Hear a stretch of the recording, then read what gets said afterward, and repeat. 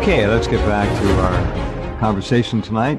Gerald on an unusual night this month. Always happy to have him along. He's got a very busy schedule, so we are the day after Super Tuesday, number 4, and we are looking ahead to more interesting developments. We had the marriage of Cruz and Kasich.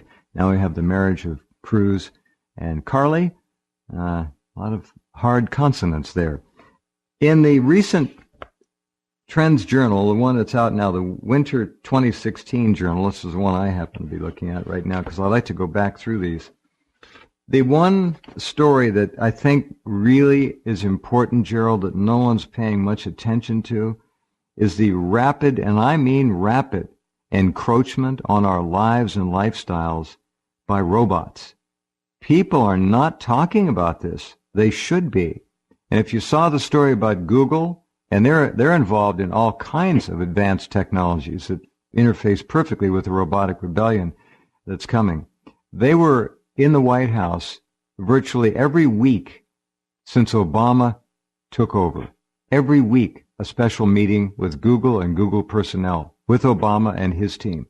Every week. 476 weeks, I think, something like that, since he took over. You got an article in here, Breeding Robots, Creating a Race of Their Own. Now, there are people who talk about robots already being able to recreate themselves, repair themselves, replicate themselves.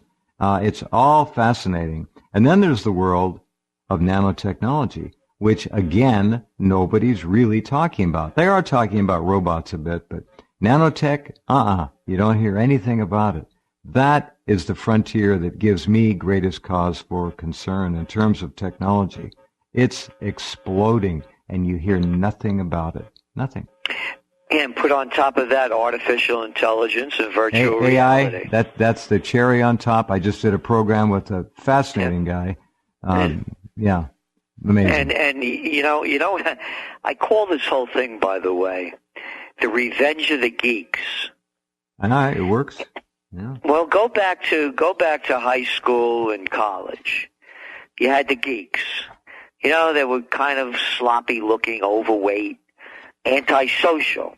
Always had glasses, too. Guys couldn't get girlfriends. You know, they were always, well, you know, they didn't, hygiene wasn't among their higher orders. You know, just kind of, they were a different breed. Not all of them, but most of them. What they've done, these antisocial people have created the perfect antisocial devices. We have offices over here in Kingston, New York, and I sit at the ground floor, and I watch people walk by all day long. And this is the first capital of New York State, 1774, 1750, 1763, 1691 buildings. 200 years ago, horses, buggies, wow. People walking down the street, not looking at a thing. They're looking at their hand. Oh, my. Well, there it is. And that's what I'm trying to say. They've already got the people's minds. The robots are becoming the master of the race. And that's what we're writing about, because people are addicted to these things. They admit it. So you have them. So you already have the captive audience. The robots in our articles, we're showing how they're going to be controlling a lot of different things, because the word, by the way, handheld, is the perfect name for it. Isn't that cute? Yeah, because the people are masturbating in public. Isn't that cute? That you take those smartphones away from them, and they literally will go into physiological withdrawals in a matter of hours. That's what I'm saying. Exactly. Yeah. No, AI is absolutely fascinating. Look, AI, nanotech, Google, control, electronics, EMF, cell phone towers. What kind of a chance does this? You know who is warning about this, by the way, is that guy Hawkins. Hawking, yeah. Hawking, yeah. Yeah. He is very worried about it. Yes, correctly so. It's out of control, Gerald. As you know, as we are, and as you mentioned, we write about it. People, you and I talk a lot about politics, but as you know from the Trends Journal, we go much deeper than that. Oh, yeah.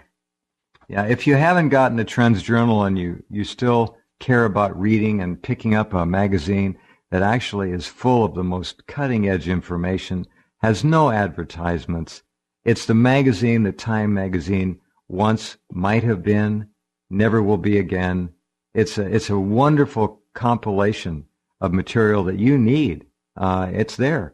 And the articles aren't overly long. They're beautifully written by some extraordinary writers. Trendsresearch.com. Go there, look at it, and think about availing yourself of something very special. And that's what this magazine is. So yeah, okay. Artificial intelligence, not understood by anybody. We have you and I and those people listening have a clue. We don't, AI, big. Nanotech, nobody understands because it's all gone black. The military. Yep. If there's anything that we're going to see, it'll be trickled down or thrown out with the garbage by the military-industrial complex. Oh, let the people have it. They can have fun, make some money with it, whatever. But it's all about military stuff, believe me. That's why they're so far ahead. They're not going to tell us where they are. How much money do they have for their research? As much as they want. Yep. And when you look at the black ops and the real defense budget, it's over $1 trillion. Amen. And, I mean, that's the fact. Oh, by the way, just to mention, we're going to be having a conference here in July. I think it was July 22nd, Friday and Saturday. Uh-huh. And it's unique. As you know, we have the last conference we had Dr. Paul Craig Roberts, Gary Null. We have top people here. And you could get the videos, of course, by going to trendsresearch.com. But the next conference we're having here, there'll be no video available because it's unique and it's something that no one's done before. It's an on-trendpreneur. That's the word, on-trendpreneur, not an entrepreneur, but an on-trendpreneur. And we're bringing in some very select people, and of course I'm going to be there as well, up here in Colonial Kingston. We hold the meetings at the Academy, and that's the real name of the building. It's the 1774 Academy, where people like John Vanderlyn, the famous Hudson River painter, went to school, and others. And that's where we hold our meetings. But an on-trendpreneur, we're talking about all the changes going on. So if you have a business, your business, by doing the same business, isn't going to be there forever. Things are going to change. So whether you have a business and you want to expand, you want to get out of a business, get into a new one, you have a profession, want to leave it or make this one work better, or you're a person that's looking for change, this conference, the On-Trendpreneur, is going to be something that's never been done before. And for people that want information, they can call us at our offices, 845-331-3500, and go to our website, and you look at the conferences that we've had before. You won't be able to sign up online, but you could look at the conferences that we have and how unique they are. But this one, an on-trendpreneur, is something that is really needed in this time so that you're ahead of the trends, because the way this game is shaking out and what they're doing to us, they're going to, if you stay, you saw the study that came out, just was about a week ago, that only 6% trust the mainstream media. Yeah. Yep. So if you want to follow what they tell you in college or what you hear on Bloomberg or CNBC, this isn't the thing for you. No, not your thing. By the way, the Trends Research Journal, the panic of 2016, the panic of 2016, it's going to get real bad here toward the end of the year, through the summer. Wait and see. There's a lot ahead. Now, I want to also point out that the idea of an on-trendpreneur conference is very smart. Entrepreneurial spirit is one of the things that really made this country amazing. And if we're going to make America great again, we've got to have entrepreneurs. And that means people who are willing and ready and able to get out there, organize, formulate a business plan of some kind, and launch it. And there's always opportunity. In fact, the worse times get, the more opportunity there really is for people of entrepreneurial intelligence. And that's what used to push this country. Now people walk around drooling and reacting. They're not trying to create. They're not proactive. That's the part that really worries me. And when you think about the monopolization that's taken over, again, thanks to Slick Willie Clinton, in the most part, with NAFTA and other multinational deals, what happens when you become so big, you let go of other elements that don't bring in enough money to cover your bottom line because your margins are so thin. So there are golden opportunities that the bigs have left behind. And that's what this conference is about as well. Nice. Yeah. And again, I agree with you 100%. Our only way to freedom is when we're free to work for ourselves and live our own lives. And ask anybody. The entrepreneurs that made this country. Absolutely. Most of the people listening who are still working, you folks out there are working for someone else. You're a slave. You're a slave. You work for yourself, you're a free man or a free woman.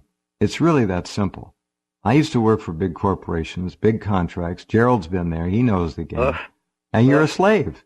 It's real simple. The economy is far worse than the mainstream media will let on. I was so pleased to see that only 6% trust the MSM anymore. I've been telling them they shouldn't trust them ever again.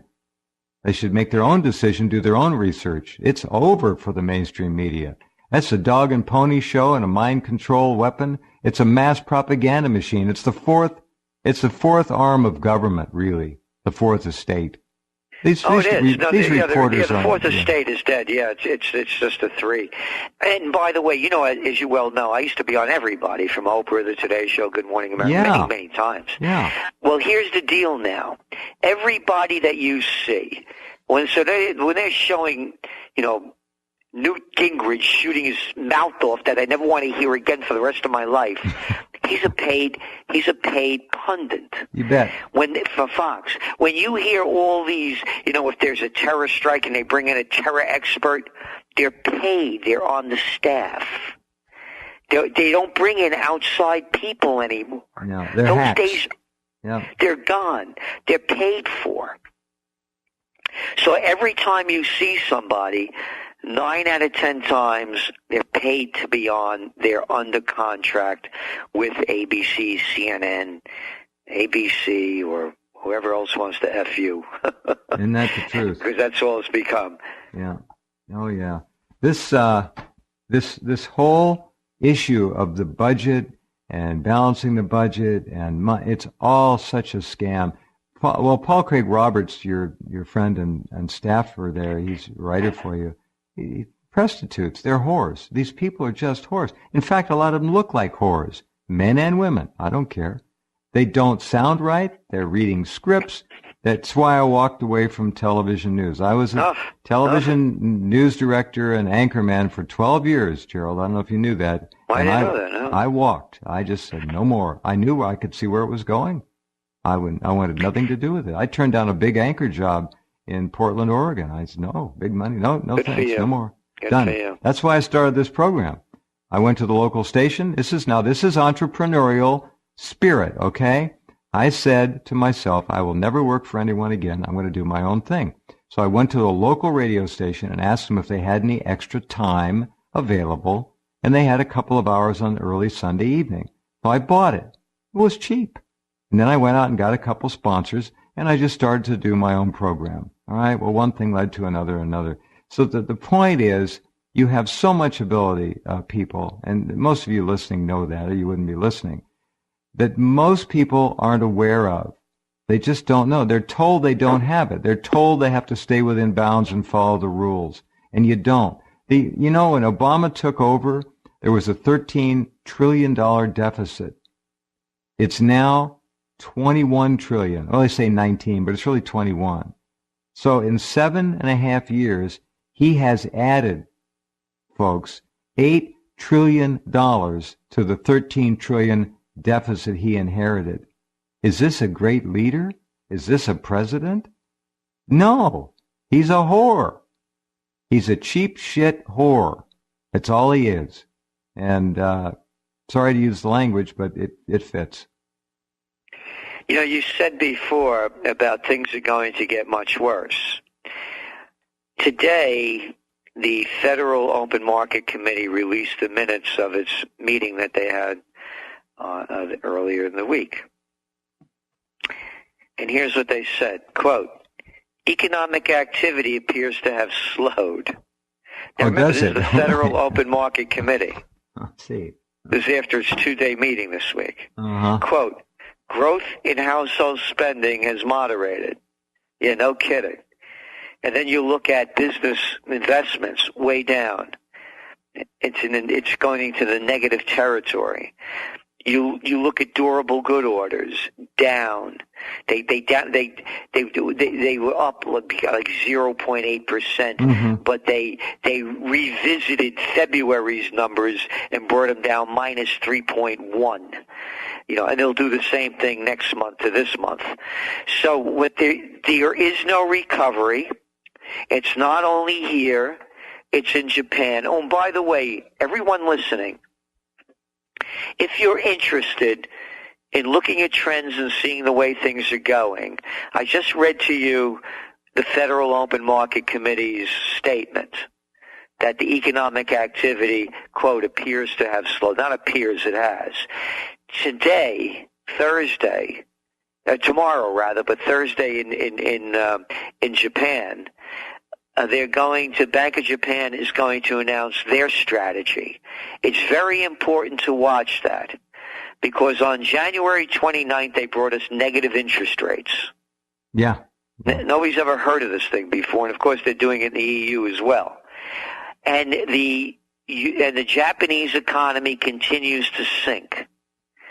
So they may be coming out with another round of quantitative easing and cheap money pumping that's going to be unprecedented. I think they're going to have to. It's pretty damn near up to that point now, isn't it? Oh, yeah. None of it's working. No. It's all failure. And I'm mentioning this because, and again, I do not give financial advice.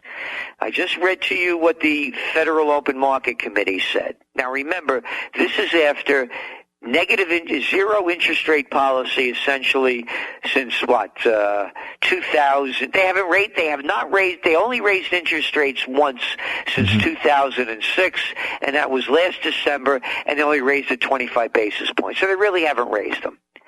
After trillions of dollars of quantitative easing, it hasn't worked. I'm mentioning this because it's the same thing in Japan. It's the same thing in China. China now has a debt-to-GDP ratio of over 250%, and so too does Japan. Negative interest rates have not worked in the European Union. They've increased their quantitative easing to $90 billion a month. And they're buying not only government bonds, but corporate bonds. Wow. It hasn't worked. And by the way, they're buying corporate bonds. That's the merger of state and corporate powers. It's called fascism. This isn't capitalism. Mm-hmm. It's gone. So I'm mentioning all this because of gold. About 2 weeks ago, China has announced that they're going to be setting the benchmark price for gold each day. China is one of the largest buyers of gold in the world. Oh, yeah. And the benchmark has been set in the UK. It began in the change of the century, early 1900s, by the Rothschilds. Now remember, the Chinese, one of the biggest purchasers of gold in the world, they keep buying it and buying it. If you're setting the benchmark, are you going to set it high or low? Number two, I mentioned all of this negative interest rate, all this quantitative easing, and the debt-to-GDP ratios that are off the charts. To me, all this sets up a bullish scenario for gold. Again, I'm not giving advice. I'm a forecaster. That's what we see, and the facts are on the reality of the statements that I just made. Right. Well, that's, I think, pretty good common sense stuff. The Chinese have been watching them. They buy like 100 tons, 50 tons. Didn't know there were that much gold purchases available to be made, but they've been doing it. Yeah, it's going to be pretty crazy here. Watch and see. Oh, one other thing I want to mention by way of current news and politics.